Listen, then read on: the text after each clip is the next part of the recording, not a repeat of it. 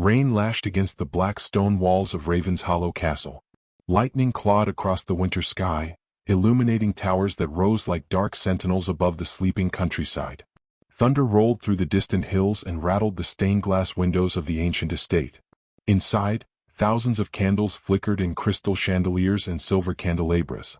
Their golden light touched polished floors, velvet curtains, and carved oak walls. Yet no warmth lingered there. The castle felt colder than a grave, because 7 years earlier Christmas had died within those walls. Along with a duchess. Along with a baby boy. The servants still spoke of that winter in hushed voices. New staff learned quickly which subjects were forbidden and which rooms remained untouched. Some tragedies faded with time. Ravenshollow's never had. At the heart of the estate lived Duke Lucien Blackwood. At 39 he remained one of the wealthiest and most respected noblemen in the kingdom. He possessed vast lands, loyal tenants, and enough influence to shape the future of entire counties. Yet none of those things mattered to him anymore. Every morning he woke in the same silent bed. Every evening he returned to the same empty rooms. And every Christmas he relived the same nightmare. 7 years earlier, Lucien had believed himself the luckiest man alive. Lady Eleanor Blackwood had entered his life like sunlight breaking through storm clouds. She possessed neither the loudest voice nor the grandest beauty in court, yet she carried a kindness that seemed to transform every place she entered. Servants smiled when she passed. Children followed her through gardens. Even the stern Duke found himself laughing more often in her presence. Their marriage had not been one of convenience. It had been love. The rarest kind. The kind people spent lifetimes searching for. When Eleanor announced she was expecting a child, Lucien thought happiness could grow no greater. They spent evenings planning names. They argued playfully over nursery colors. They dreamed about first birthdays and Christmas mornings. The future stretched before them like an endless golden road. Then winter came. The labor began during a snowstorm. Doctors arrived. Midwives hurried through the halls. Candles burned through the night. Lucien waited outside the bedchamber for endless hours while fear slowly consumed him. Just before dawn, a son was born. Just before sunrise, Eleanor died. The memory never loosened its grip. Lucien still remembered the terrible silence after the final heartbeat. He still remembered holding her hand as it grew cold. He still remembered begging God for a miracle that never came. The infant survived only 3 days. Then the child followed his mother into eternity. Something inside Lucien died beside them. The nursery remained exactly as Eleanor had left it. A small cradle stood beside the window. Tiny blankets rested neatly folded. Wooden toys waited on shelves. Dust gathered year after year. No servant entered. No room was cleaned. No candle was lit there. The nursery became a shrine to a future that never existed. As years passed, the Duke withdrew further from the world. Invitations were ignored. Festivals were avoided. Christmas celebrations vanished completely from Ravenshollow. Each December he locked himself inside a private dining room. A long table waited beneath candlelight. One chair remained occupied. One place setting remained untouched. A second plate sat before an empty chair that no one else was allowed to use. The meal was served. The silence endured. Then another year passed. Eventually people throughout the kingdom gave him a name. The Duke who buried Christmas. The title followed him everywhere. Most spoke it with pity. Some spoke it with curiosity. Others used it as a warning about what grief could become when left alone too long. This Christmas appeared destined to be no different. Yet fate had already begun moving unseen pieces across the board. 3 weeks before Christmas Eve, a new maid arrived at Ravenshollow. Her name was Rosalie Wintermere. She was 26 years old, with gentle brown eyes and dark curls usually pinned beneath a plain servant's cap. Nothing about her clothing suggested importance. Nothing about her manner demanded attention. Yet people noticed her anyway. Perhaps it was the calm confidence she carried. Perhaps it was the kindness she showed even to those who ignored her. Or perhaps it was simply because beauty, however modestly dressed, rarely remained invisible. Rosalie worked harder than anyone expected. She never complained. She never gossiped. She thanked people who insulted her and smiled at those who excluded her. Unfortunately, kindness did little to protect her. The castle staff quickly turned against her. Some whispered behind her back. Others mocked her directly. A few spread rumors that changed with every retelling. Rosalie endured everything without retaliation. She simply lowered her eyes and continued working. The true source of the hostility soon became clear. Lady Vivian Ashcroft. Elegant, ambitious, and determined to become Duchess of Ravenshollow, Vivian had spent years pursuing Lucien's attention. She attended every gathering he appeared at. She supported every charitable event bearing his name. She positioned herself carefully within his orbit, waiting for grief to loosen its hold. Then Rosalie arrived. And for the first time in years, Lucien looked twice at another woman. The glance lasted only a second. Yet Vivian noticed. That was enough. From that moment forward, Rosalie became a threat. The harassment intensified. Tasks grew harder. Mistakes she never made were blamed on her. Still she endured. Still she remained. Then Christmas Eve arrived. Rain battered the castle windows while servants rushed through final preparations. The Duke's private meal was arranged as it always had been. The empty chair waited beneath candlelight. The untouched place setting stood ready beside it. In the kitchens, Rosalie prepared a simple winter soup. Nothing extravagant. Nothing worthy of noble banquets. Just vegetables, herbs, cream, and a few ingredients her grandmother had taught her to combine. When the bowl reached Lucien's table, he barely noticed it. His thoughts belonged to the dead. Then he lifted a spoonful to his lips. The taste struck him like lightning. His hand froze. The spoon slipped from trembling fingers and clattered against fine china. Memories exploded through his mind. Snowfall. Laughter. Eleanor standing beside a Christmas hearth. Eleanor smiling. Eleanor cooking. Eleanor. Slowly, Lucien rose from his chair. Across the room, servants stared in confusion. The Duke's eyes fixed on Rosalie Wintermere. Because only one woman had ever made that soup before. And she had been buried for 7 years. The following morning, Ravenshollow Castle awoke beneath a blanket of rain-soaked clouds and uneasy whispers. Servants gathered in corners. Footmen paused in corridors. Kitchen maids exchanged nervous glances over steaming kettles. The story had already spread through the estate.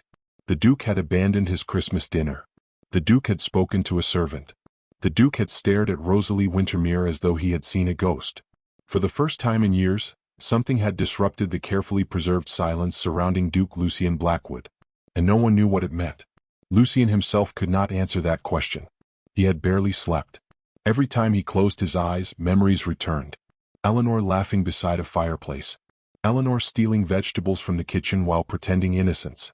Eleanor proudly presenting a bowl of winter soup during their first Christmas as husband and wife. The taste remained vivid on his tongue. Impossible. Completely impossible. Yet he had tasted it. He had felt 7 years disappear in a single spoonful. Before noon, Lucien did something that shocked the entire household. He entered the kitchen. Conversation died instantly. Every servant froze. Pots stopped rattling. Knives stopped chopping. Even the fire seemed quieter. The Duke's presence in the kitchens was almost unheard of. Lucien ignored the staring faces. His gaze settled on Rosalie. She stood beside a work table preparing vegetables for lunch, unaware that dozens of eyes were shifting between them. "Come with me," he said quietly. Rosalie nodded. Neither noticed Lady Vivian Ashcroft watching from the doorway. Her smile vanished. Minutes later, Lucien led Rosalie into a small sitting room overlooking the snow-covered gardens. A fire burned gently inside the hearth. Outside, winter winds swept across the estate. For a moment neither spoke. Then Lucien asked the question that had consumed him all night. "Where did you learn that recipe?" Rosalie seemed surprised. "The soup, Your Grace?" "Yes. My grandmother taught it to me." Lucien studied her carefully. "Did she tell you where she learned it?" Rosalie shook her head. "She never said." The answer should have satisfied him. Instead, it deepened the mystery. Eleanor had created that recipe herself. He remembered every detail. One snowy evening during their first year of marriage, she had experimented with ingredients simply because she was bored. The result had become her favorite winter meal. No cook had witnessed its creation. No recipe had ever been written. No copies existed. The secret should have died with her. Yet somehow it lived. Lucien dismissed Rosalie politely, but the conversation lingered in his thoughts long after she left. Days passed. Christmas celebrations slowly unfolded throughout the estate. Something unusual began happening. Rosalie changed Ravenshollow without ever appearing to try. She repaired damaged decorations discarded years earlier. She convinced gardeners to gather evergreen branches for the halls. She taught kitchen workers old holiday songs while preparing meals. She persuaded the steward to allow several poor village families to attend Christmas feasts. Most remarkably, she invited local children to the castle. At first only a handful came. Then more followed. Soon laughter echoed through corridors that had known only silence for years. Children chased one another through galleries. Tiny boots raced across marble floors. Excited voices filled rooms long abandoned by joy. The transformation unsettled Lucien. Every instinct told him to stop it. The castle had been built around grief. Its silence felt familiar, safe, predictable. Yet each time he considered ending Rosalie's efforts, he found himself hesitating. One afternoon he stood unseen in an upper hallway. Below him, Rosalie knelt beside several village children decorating a Christmas tree. One little girl accidentally dropped a fragile ornament. The glass shattered across the floor. The child's face filled with terror. Lucien knew that expression. It was the look people wore when they expected punishment. Rosalie merely smiled. Then she sat beside the girl and helped gather the broken pieces. A few moments later both were laughing. The sight struck him harder than he expected. Eleanor had possessed the same gift, the ability to make frightened people feel safe. The realization troubled him deeply. That evening he sat alone in his study staring into the fire. Snow drifted beyond the windows. A question haunted him. Was he drawn to Rosalie because of who she was? Or because she reminded him of someone he had lost? The distinction mattered. One possibility felt human. The other felt like betrayal. Meanwhile, Lady Vivian's jealousy grew sharper with every passing day. She watched Lucien's attention shifting. She watched servants speaking more kindly to Rosalie. She watched children running eagerly toward the young maid whenever she appeared. Most of all, she watched hope returning to Ravenshollow. And she hated it. Hope threatened everything she had spent years cultivating. A grieving man was predictable. A healing man was dangerous. Several days after Christmas, the estate hosted a winter gathering attended by neighboring aristocrats. The grand ballroom glittered beneath chandeliers. Music drifted through the air. Guests mingled beside roaring fireplaces. Rosalie attended only as a servant. She moved quietly through the crowd carrying trays of refreshments. Unfortunately, Vivian had prepared a different role for her. The attack began with a rumor. Then another. Then another. By evening, whispers surrounded Rosalie like wolves circling prey. Guests exchanged knowing smiles. Women laughed behind jeweled fans. Men made cruel observations disguised as jokes. Finally Vivian stepped forward. Her voice carried easily through the ballroom. "Tell us, Miss Wintermere," she said sweetly. "How does it feel to use your beauty to attract the attention of a grieving duke?" Silence swept through the room. Every eye turned toward Rosalie. Heat rushed into her face. Humiliation tightened around her chest. The trap had been laid perfectly. If she defended herself, she would appear guilty. If she remained silent, people would assume the accusation was true. Laughter rippled through the crowd. Someone muttered an insult. Another guest smirked openly. Rosalie stood alone beneath hundreds of judging eyes. Yet she said nothing. She simply lowered her gaze. The silence hurt more than any argument could have. Moments later she quietly left the ballroom. Outside snow was falling. Cold wind swept across the terrace. Rosalie walked into the darkness until the music disappeared behind stone walls. Only then did tears finally escape. They rolled silently down her cheeks before freezing against her skin. She remained there for several minutes, believing herself alone. Then footsteps approached behind her. A familiar voice spoke. "What happened here?" Rosalie turned. Lucien stood at the terrace entrance. His expression darkened as he saw the frozen tears shining on her face. For 7 years grief had ruled his heart. For 7 years sorrow had consumed every other emotion. But as he stared at the woman trembling beneath the falling snow, something unfamiliar surged through him. Not sadness. Not guilt. Not loneliness. Anger. Pure, fierce anger. And for the first time since Eleanor Blackwood's death, Duke Lucien Blackwood was no longer mourning the past. He was ready to confront the people destroying the present. The morning after the winter gathering, Ravenshollow Castle seemed wrapped in a different kind of silence. Not the familiar silence of grief.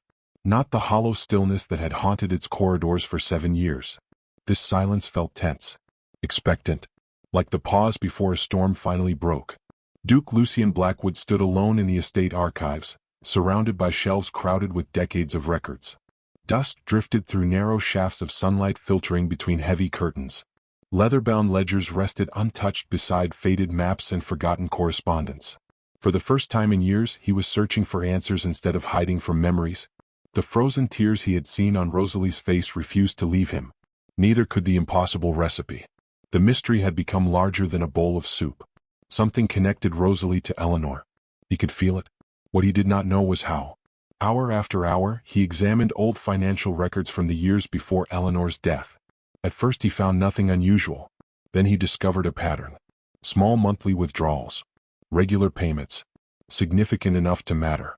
Subtle enough to avoid attention. Each transaction carried Eleanor's personal authorization. Lucien frowned. He had never seen them before. His wife had never mentioned these expenditures. Following the trail, he uncovered references to charitable institutions throughout the county. An orphanage. A winter shelter. A soup kitchen. A home for abandoned children. The deeper he searched, the stranger everything became. Eleanor had secretly financed them for years. Yet after her death, every payment abruptly stopped. Records vanished. Receipts disappeared. Entire files seemed deliberately removed. Someone had erased her work. The realization unsettled him. Eleanor had shared nearly everything with him. Why had he never known? And who had gone to such lengths to hide it? That afternoon he sought out Rosalie. He found her in the castle gardens helping village children build snow figures beside the frozen fountain. Laughter echoed across the grounds. For a moment Lucien simply watched. Children gravitated toward her naturally. Trust followed her as effortlessly as sunlight followed dawn. Eventually she noticed him approaching. Concern flickered across her face. "Your Grace. I need to ask you something." She nodded. They walked slowly through snow-covered pathways lined with bare winter roses. Lucien explained his discoveries. Rosalie listened carefully. Then her expression changed. "My grandmother," she said quietly, "worked at an orphanage when she was young." Lucien stopped. "What kind of orphanage?" "One outside Ashbourne village." His pulse quickened. That was one of the institutions Eleanor had secretly funded. Rosalie looked thoughtful. Grandmother often spoke about a noblewoman who helped children when no one else cared. Lucien stared at her. "Eleanor." Rosalie hesitated. "I never knew her name." A cold realization settled between them. For years their lives had been connected by invisible threads neither had understood. Rosalie lowered her gaze. "There may be something else." That evening she returned carrying a small wooden box. The polished surface was worn from age. Brass hinges gleamed softly beneath candlelight. Rosalie placed it carefully upon a table inside Lucien's study. "My grandmother left this to me." Lucien opened the lid.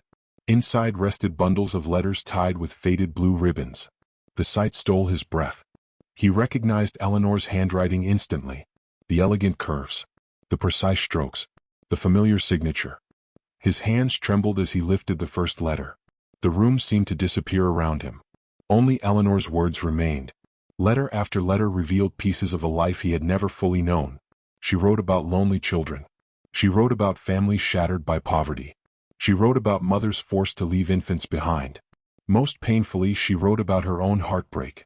Lucien learned for the first time that Eleanor had suffered multiple miscarriages before becoming pregnant with Theodore. She had hidden much of her grief to protect him. Each loss had wounded her deeply. Each loss had strengthened her compassion for abandoned children. The letters overflowed with love. Not only for Lucien. For strangers. For vulnerable people the world often overlooked. Hours passed as he continued reading. Tears blurred the pages repeatedly. Rosalie remained nearby but silent. She understood that some conversations belonged to memory. Eventually Lucien reached a final bundle sealed with dark red wax. The date on the envelope froze him in place. It had been written only days before Eleanor died. Slowly he broke the seal. The letter inside changed everything. Eleanor wrote about her fears surrounding childbirth. She admitted sensing danger despite reassurances from physicians. She prayed her fears were unfounded. Yet she prepared for the possibility that they were not. Then came the words that shattered Lucien completely. If anything happened to her, she wanted Ravenshollow Castle transformed into a refuge for orphaned children. She wanted empty rooms filled with life. She wanted abandoned boys and girls given safety. She wanted their child raised among compassion rather than privilege alone. Most importantly, she wanted Lucien to know that loving others after her death would never betray her memory. The page slipped from his fingers. For 7 years he had believed grief was proof of devotion. For 7 years he had chained himself to sorrow because he thought that was what love required. Eleanor had wanted the opposite. She had wanted life, hope, purpose, a future. Lucien covered his face. Emotion overwhelmed him. The woman he had spent 7 years mourning had spent her final days trying to save him from becoming exactly what he had become. Then another discovery emerged. Tucked beneath the final letter lay an old estate memorandum. A name appeared repeatedly. Lord Marcus Ashcroft, Vivian's father, former chief steward of Ravenshollow, the man responsible for managing correspondence during Eleanor's final months. Lucien's stomach tightened. Additional documents revealed even more. Letters marked undelivered. Financial reports altered. Charitable records removed. Someone had systematically intercepted Eleanor's communications after her death. Someone had ensured her final wishes never reached him. The pattern was undeniable. The conclusion horrifying. Marcus Ashcroft had hidden everything. The orphanages, the donations, the letters, the final request. Every piece of Eleanor's legacy had been buried. Rage unlike anything Lucien had experienced in years surged through him. 7 years. 7 years stolen. 7 years manipulated. 7 years spent imprisoned inside grief while another man quietly erased the truth. Rosalie sat across from him, equally stunned. Neither spoke for several minutes. The crackling fireplace became the only sound. At last Lucien rose from his chair. Without explanation he left the study. Rosalie followed. They moved through dark corridors illuminated by candlelight. Past portraits. Past silent rooms. Past doors long closed. Finally they reached the nursery. The room that had remained untouched for 7 years. Lucien stood before the door. His hand rested on the handle. Pain flooded his features. Then he pushed it open. Dust floated through pale moonlight spilling from the window. The cradle remained exactly where Eleanor had left it. Tiny blankets rested neatly folded. Wooden toys waited patiently on shelves. Time itself seemed frozen inside the room. Lucien walked slowly toward the cradle. Then his strength finally abandoned him. He sank to his knees beside it. Years of buried sorrow erupted all at once. The grief, the regret, the lost future, the stolen truth. Everything broke free. Rosalie did not offer comforting speeches. She did not tell him to be strong. Instead, she quietly sat beside him on the nursery floor. Two wounded souls sharing the same silence. For a long time neither moved. Then Lucien looked toward the window where moonlight touched the cradle. And for the first time since Eleanor's death, he realized something that frightened him more than grief itself. The castle no longer felt haunted. Because beside him sat the woman who had unknowingly carried his wife's forgotten voice back into his life. Winter settled heavily over Ravenshollow Castle during the days that followed the discovery of Eleanor's letters. Snow gathered along rooftops. Icicles hung from stone archways.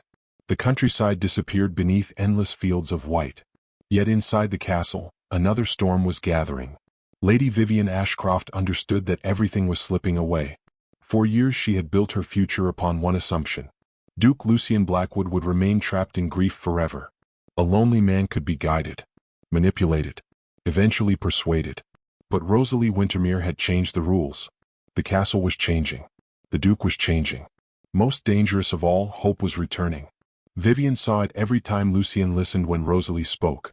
She saw it whenever children laughed in rooms that had once stood silent.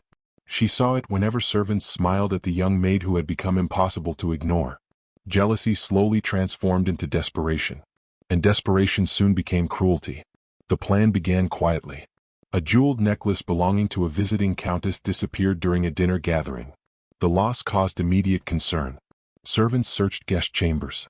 Storage rooms were inspected. Questions spread throughout the estate. Rosalie thought little of it. She had done nothing wrong. By evening, however, accusations began circling. Whispers followed her through hallways. Eyes lingered upon her with suspicion. The next morning everything collapsed. 2 estate guards entered her room without warning.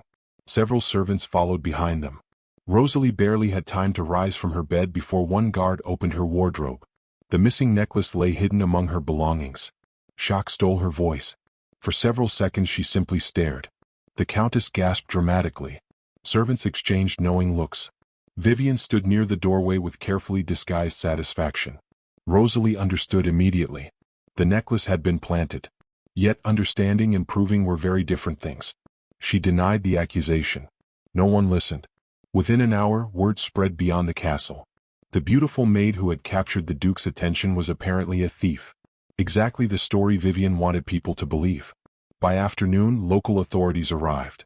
Rosalie was formally arrested. Cold iron restraints closed around her wrists. The humiliation cut deeper than the metal itself. Dozens of servants watched. Some looked uncomfortable. Others appeared eager for the spectacle. Rosalie searched the crowd instinctively. Lucien was nowhere to be seen. He had traveled to neighboring lands that morning regarding estate business. Vivian had chosen her moment carefully. As snow began falling, Rosalie was escorted through the village. People emerged from homes and shops to stare. Whispers followed her path. Some pitied her. Others mocked her openly. Children pointed. Adults exchanged rumors. By the time she reached the town square, the story had already grown larger than reality. The accused maid had become a criminal in the eyes of strangers. Then Rosalie noticed where they had brought her. The realization tightened her chest. Years earlier, Eleanor Blackwood had distributed food to struggling families in this very square. Old villagers still remembered her generosity. Now Rosalie stood there in chains beneath falling snow. The symbolism was deliberate. Vivian wanted her humiliation connected to Eleanor's memory.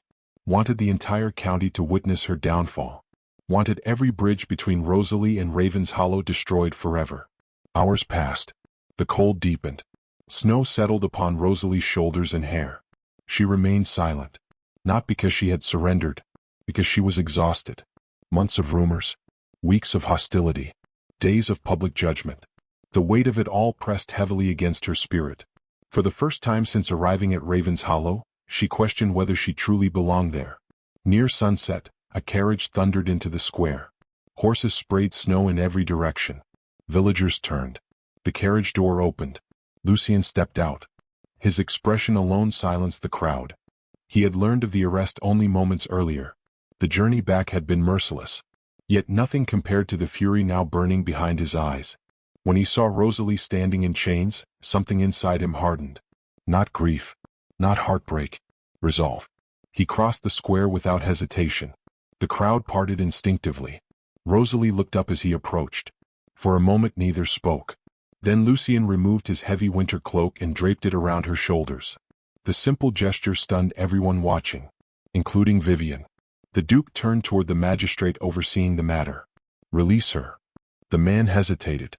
Your Grace, the evidence. The evidence is false. The certainty in Lucien's voice echoed across the square. Murmurs rippled through the crowd. Vivian stepped forward quickly. Lucien, surely you are not allowing personal feelings to cloud your judgment. His gaze shifted toward her. The look he gave her contained no affection, no warmth, no uncertainty, only disappointment. For the first time Vivian appeared uneasy.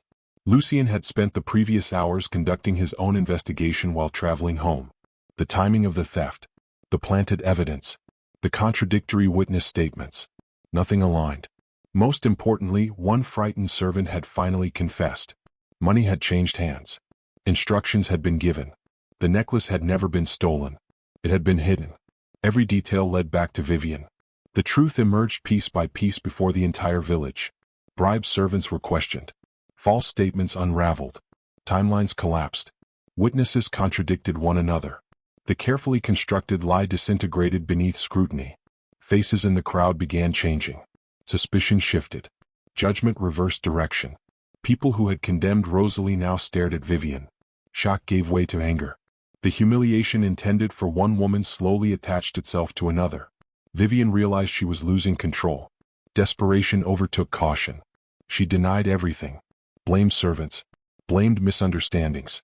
Blamed coincidence. But the damage was done. No one believed her anymore. Not even Lucien. As twilight settled over the square, Rosalie's restraints were finally removed. The iron cuffs fell away. Marks remained on her wrists. Visible reminders of how easily innocence could be wounded. Lucien expected relief. Instead he saw sorrow. Rosalie thanked the magistrate politely. Thanked the servants who had spoken honestly. Then she quietly stepped away from the crowd. Her freedom had been restored. Her peace had not. Later that evening, snow drifted softly beyond Ravenshallow's windows. The castle should have felt victorious. Justice had prevailed. The truth had emerged. Yet unease lingered everywhere. Lucien searched several rooms before finally finding Rosalie standing alone beside the chapel garden. Moonlight reflected across untouched snow. The world seemed suspended between silence and shadow. You should be celebrating, he said softly. Rosalie offered a faint smile. I don't feel much like celebrating. Lucien understood. The accusation had been disproven. The wounds remained. People would remember the scandal long after they forgot the truth. For a moment he wanted to tell her everything. How deeply she mattered. How profoundly she had changed his life. How impossible it had become to imagine Ravenshollow without her. The words never came. Rosalie looked toward the distant lights of the village. I think perhaps this place deserves peace. It does. And maybe that peace cannot happen while I'm here. The statement struck him harder than he expected. Fear moved through him immediately. A fear unlike any he had experienced since Eleanor's death. Not the fear of losing the past. The fear of losing the future. That night, while the castle slept beneath falling snow, Rosalie packed a small suitcase. She folded her dresses carefully. Wrapped her grandmother's letters in cloth. Placed Eleanor's wooden box inside. Every movement felt final. Down the corridor, Lucien sat alone in his study, unable to shake a growing sense of dread. At last understanding arrived with painful clarity. He did not love Rosalie because she reminded him of Eleanor. He loved her because she challenged darkness. Because she carried kindness into wounded places. Because she made abandoned rooms feel alive again. Because she was Rosalie. The realization left no room for doubt. He rose instantly. Crossed the castle. Raced through silent hallways. Reached her chamber. Then stopped. The door stood slightly open. The room was empty. Snow blew through an unlatched window. The suitcase was gone. And resting alone upon the bed was a single letter bearing his name, while far beyond Ravenshollow's gates, Rosalie Wintermere disappeared into the heart of the winter night. The letter trembled in Lucien's hands as snow struck the windows of his study. For several seconds he could not bring himself to open it. The room felt unbearably still. The same silence that had haunted Ravenshollow for 7 years seemed to return all at once. Only this time it carried a different fear. Not the fear of remembering. The fear of losing someone again. Finally he unfolded the paper. Rosalie's handwriting flowed gently across the page. She thanked him for his kindness. Thanked him for believing her when others had not. Thanked him for allowing her to become part of a place she had never expected to call home. Then came the words that tightened his chest. She could not stay. Too much pain had followed her presence. Too many wounds had reopened. She believed Ravenshollow deserved peace. At the bottom of the letter she left one final sentence. If you truly wish to understand why Eleanor's dream survived, follow the road beyond Ashbourne village. Lucien read the line 3 times. Then he was moving. Within minutes a carriage was prepared. Snow continued falling heavily as he departed the castle before dawn. The journey was difficult. Winter winds battered the roads. Frozen branches bent beneath thick white blankets. Several times the horses nearly lost their footing. Still Lucien refused to slow. Hours later he reached the edge of Ashbourne village. Beyond it stood an abandoned property hidden among snow-covered pines. The building was old, weathered, partially damaged by time. One section of the roof sagged dangerously. Broken shutters rattled in the wind. Yet smoke rose from the chimney. Someone was inside. Lucien stepped from the carriage and approached. As he neared the entrance, he heard something unexpected. Children laughing. The sound stopped him cold. For a moment he simply listened. The laughter carried warmth. Life. Hope. Things Ravenshollow had lacked for years. He opened the door. The sight waiting inside stole his breath. Dozens of children filled the building. Some sat beside a fireplace reading worn books. Others shared simple meals around rough wooden tables. Several younger children slept beneath patched blankets. The conditions were humble. The walls were old. The furniture mismatched. Yet every face carried something precious. Safety. At the center of it all stood Rosalie. She was serving soup from a large iron pot. A little boy tugged at her sleeve. A young girl hugged her waist. An infant rested peacefully in her arms. The children looked at her as though she were the entire world. Rosalie froze when she saw Lucien. Shock filled her eyes. Your Grace. Lucien looked around slowly. How many children are here? 42. The answer struck him. 42 forgotten lives. 42 children surviving in conditions most noble families would never tolerate. Rosalie lowered her gaze. The orphanage lost funding years ago. Lucien already knew when. The funding vanished after Eleanor's death. After the letters disappeared. After Marcus Ashcroft buried her final wishes. I've been helping when I could, Rosalie admitted softly. With your own money? She nodded. The realization humbled him. Rosalie possessed almost nothing. Yet she had given nearly everything she had. Not for recognition. Not for reward. Simply because children needed help. Lucien walked through the orphanage. He spoke with the children. Learned their names. Heard stories no child should have lived through. Parents lost to illness. Families destroyed by poverty. Winters survived alone. Abandonment. Hunger. Loneliness. Every room revealed another reminder of how much suffering existed beyond castle walls. Then he entered a small office near the back of the building. Old documents filled dusty shelves. Among them he found records bearing Eleanor's signature. Receipts. Donation logs. Letters. Evidence of the dream she had once cherished. The final pieces suddenly fit together. The recipe. The orphanage. The letters. Rosalie. None of it had been coincidence. For 7 years Eleanor's dream had survived through people she had touched with kindness. Through a grandmother who preserved her recipes. Through children who remembered her generosity. Through a young woman who carried compassion wherever she went. Rosalie had not replaced Eleanor. She had protected her legacy. Lucien closed his eyes. For the first time he understood what healing truly meant. Not forgetting the dead. Carrying their love forward. When he opened his eyes again, his path seemed clear. "We're leaving tomorrow," he said. Rosalie blinked. "What?" "We're taking every child to Ravenshollow." Tears immediately filled her eyes. Lucien continued. "The castle has hundreds of empty rooms." The children stared hopefully. "The kitchens can feed them." More children gathered nearby. "The grounds can become playgrounds." The oldest boy looked as though he could scarcely breathe. "And Ravenshollow will finally become what Eleanor wanted it to be." Silence filled the room. Then a little girl began crying. Not from sadness. From relief. Others followed. Rosalie covered her mouth. Lucien realized many of them had spent years waiting for someone to choose them. Now someone finally had. The following weeks transformed Ravenshollow completely. Carriages traveled constantly between the orphanage and the estate. Unused rooms were renovated. Teachers were hired. Doctors were brought in. Workshops opened. Libraries expanded. The castle slowly transformed from a monument to grief into a sanctuary filled with possibility. Then Christmas morning arrived. Snow covered the grounds like silver velvet. Hundreds of lanterns glowed throughout the estate. Children filled every hallway, every staircase, every room. Their laughter echoed through Ravenshollow from dawn onward. The transformation felt miraculous. Villagers arrived carrying gifts. Former servants volunteered their time. Families opened their homes to children who needed them. Hope spread farther than Lucien had imagined possible. At midday a special ceremony took place. The crowd gathered inside the former nursery. For 7 years the room had remained untouched. Now sunlight poured through freshly cleaned windows. Bright decorations hung from walls.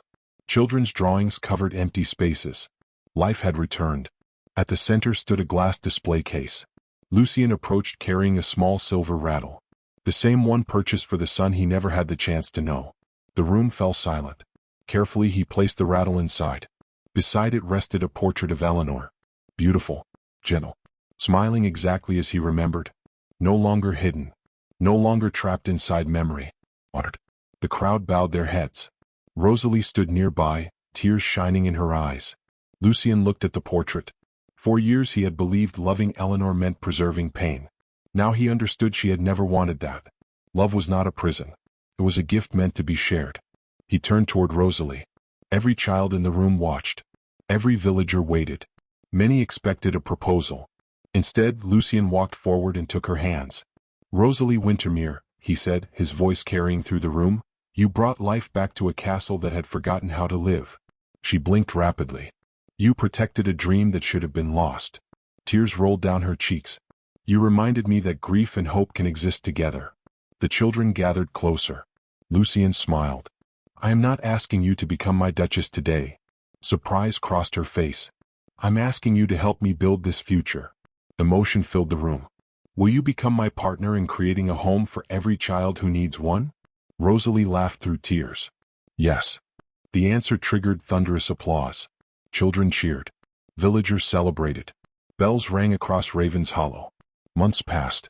The sanctuary flourished beyond anyone's expectations. Children found families. Families found purpose. The castle became known throughout the kingdom not for tragedy, but for compassion.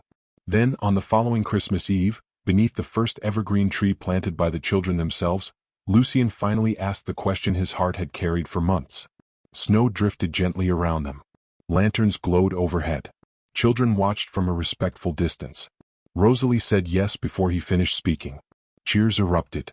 Laughter filled the night. As Lucien pulled her into his arms, he looked toward the castle glowing beneath winter stars.